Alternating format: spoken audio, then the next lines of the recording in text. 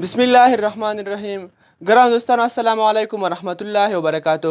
څنګه چې تاسو ښه پوهیږئ چې موږ په تېره شوې ویډیو کې د اردینري ورب دوه کاینډونه تشریح کړي کوم چې ټرانزیټیو ورب او انټرانزیټیو ورب ده.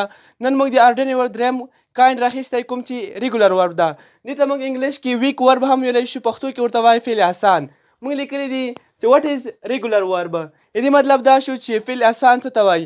انسر کې مو لیکلي It is that verb which second and third form made by adding d or ed. دې مطلب دا شو چې دغه فعل دغه ورب دا کوم چې موږ سره دویم او دریم حالات په ډي او په ای ډي جمع کولو سره جوړیږي. لکه اگزامپل مو ورکړی ټالکډ او بل اگزامپل د واچډ. دغه فعل دغه ورب دا کوم چې موږ سره دویم او دریم حالات په یوازې په ډي او ای ډي اضافه کولو سره جوړیږي. د اردینري ورب څلورم کاینډ چې ده هغه ایریګولر ورب ده. په دې ته انګلیش کې سټرونګ ورب هم وایي. موږ لیکلي واټ از ایریګولر ورب. دې مطلب دا شو چې فعل سخت څه ته وایي. انسر کې مو لیکلي it is that verb which second and third form does not made by adding d or ed.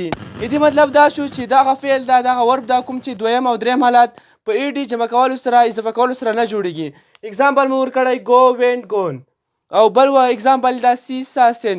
موږ سره دا ایریګولر ډیر استعمالیږي هم او ډیر دي، خو موږ دلته یو اگزامپل کړی دا موږ سره اردینري ورب څلورم کاینډ ده کوم ته چې ایریګولر ورب وایي. ګرانو دوستانو موږ په بل راتلونکي ویډیو کې د اردینري ورب یو کوم کاینډ چې پاتې شو هغه تشریح کوو او ایډ ورب به تشریح کوو، د ایډ ورب ډیفینیشن به کوو، د هغه کاینډ به تشریح کوو.